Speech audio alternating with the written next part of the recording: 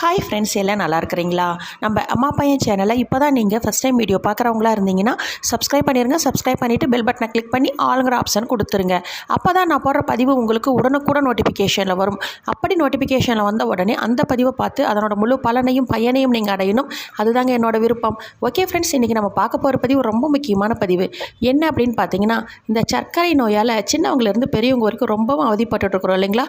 அதுவும் நாம் சர்க்கரை நோய் வந்துட்டால் நம்ம சாப்பிடும் காலை டிஃபன், மதிய உணவு, இரவு டிஃபன், இது போல் இல்லை நம்ம சாதம் எடுத்துக்கிட்டாலும் சரி, எது இப்போ வெளியில் வந்து நம்ம திடீர்னு ஒரு ஃபங்க்ஷன் போவோம், ஒரு மேரேஜுக்கு போவோம், ஒரு ஹோட்டல் போவோம், இது மாதிரி சமயத்திலலாம் சாப்பிட்டுட்டு நம்ம இவ்வளவு நம்ம எப்பயும் சாப்பிட்றத விட இன்றைக்கி சர்க்கரை சம்மந்தப்பட்ட உணவு அதிகமாக சாப்பிட்ருக்குறோமே, ஒரு கெடா கறிக்கு போயிடுவோம், ஒரு கறி அதிகமாக சாப்பிட்ருவோம், முட்டை அதிகமாக சாப்பிட்ருப்போம், இது போல் நம்ம தவிர்க்க முடியாத ஒரு இடத்துக்கு போய் இந்த உணவை இப்படி சாப்பிட்டுட்டுமே இது எப்படி நம்ம இன்றைக்கி வந்து இந்த சர்க்கரையோட அளவு எப்படி குறைக்கிறது அப்படின்னு சொல்லிட்டு ரொம்ப கவலைப்பட்டு இருப்பீங்க.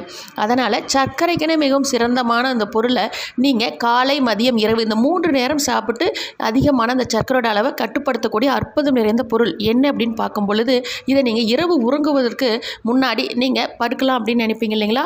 நீங்கள் அன்னைக்கெல்லாம் என்ன பண்ணணும், 8 மணிக்கு சாப்பிட்டுட்டு ஒரு அரை மணி நேரம் கழித்து தூங்குவதற்கு முன்னாடி இந்த பொருளை சாப்பிட்ணும். 1 கப் அளவு 2 பத்தை எடுத்து சாப்பிட்ணும். என்னென்னா, இந்த நம்ம பச்சை கலரில் இருக்குங்க, அதுதான் பப்பாளி பழம். அது வந்து நீங்கள் சாப்பிடக்கூடாது, பச்சை காயாக இருக்கணும், செங்காயாக இருக்கணும், நல்லா சாப்பிட்ற பதத்துக்கு இருக்கும்.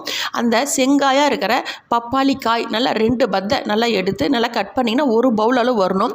அன்றைக்கி வந்து நீங்கள் இரவு உணவை குறைச்சிட்டு இந்த காயை நல்லா சாப்பிட்டுட்டு 1 சொம்பு சுடுதண்ணி குடிச்சிடணும். இப்படி நீங்கள் அன்றைக்கி சாப்பிட்டு பாருங்கள், உங்களுக்கு சர்க்கரையோட அளவு நல்லா கண்ட்ரோலாக இருக்கும். இதுவும் டெய்லியுமே நீங்கள் சாப்பிட்டு வரும்போது ரத்தத்தில் சர்க்கரையோட அளவு இருக்காது, நார்மல் ஆயிரும். ஓகே ஃப்ரெண்ட்ஸ், மேலும் இது போல் நல்ல ஒரு சக்கரை பதிவில் சந்திக்கலாம். Okay friends, okay bye, next வீடியோவில் பார்க்கலாம்.